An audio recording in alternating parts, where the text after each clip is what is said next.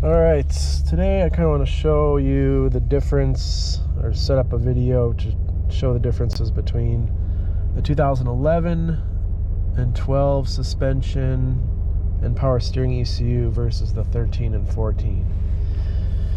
Because, like I've mentioned in previous videos, there's nothing that can really accurately describe the differences on paper. So hopefully a video, you'll be able to visualize it and see and kind of compare it to your own. So let's get right into it. We're not in sport mode, so we're in normal mode. And with the vehicle, I guess parking lot speeds, or if you're turning low speeds, it's pretty easy to turn.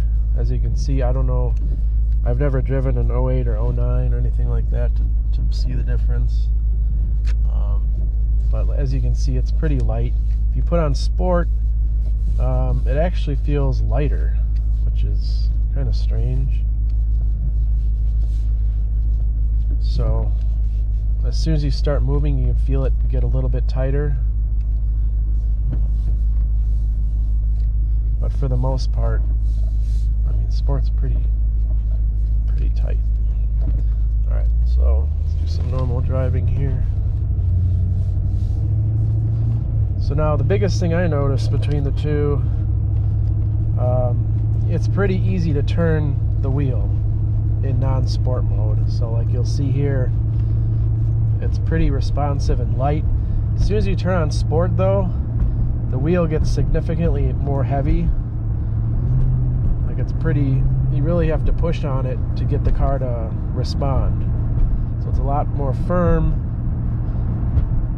This is usually what I drive all the time. I don't really ever drive it on non-sport.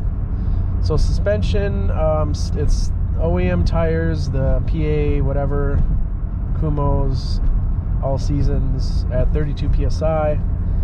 I do have the RR Racing control arm, whatever it's called, I forget the bushing.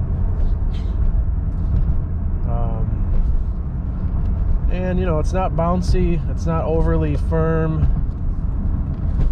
It's just kind of what you would expect. Turning is tight, and if there's anything I could change, I don't know if there is anything I would say, hey, I'd rather have this different or that different, because it's good as is. So I'm really excited to see what the 13-14 suspension and ECU does to change the feel, is what it comes down to. Speeds, normal driving speeds like this, freeway speeds, it's very firm. The springs aren't too heavy or stiff or anything. And then a little bit of cornering here, it does it all right. It's not anything crazy. I know there were some improvements to this one over the earlier models. I don't know if you can hear any of the noise, but any noise is coming through that poly control arm bushing. With the stock one on there, it's really pretty quiet.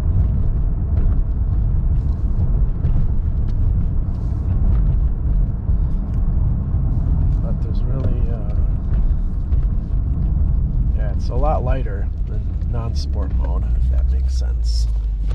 So we'll do the test here.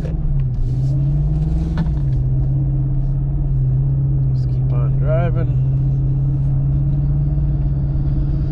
And update to my last, I don't know if I did a video with the slicks on or not, but I had to make my TPMS bomb here.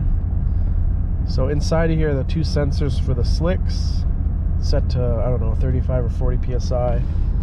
That turns off the TPMS light, because really you have to run those slicks at like 17 to 25 PSI or so. And then the TPMS light comes on at like 27 or so, 27 and a half. So there's really no sense in running the slicks that high of pressure. So that's just what I did. I just stuck rubber valve stems on there and whatever.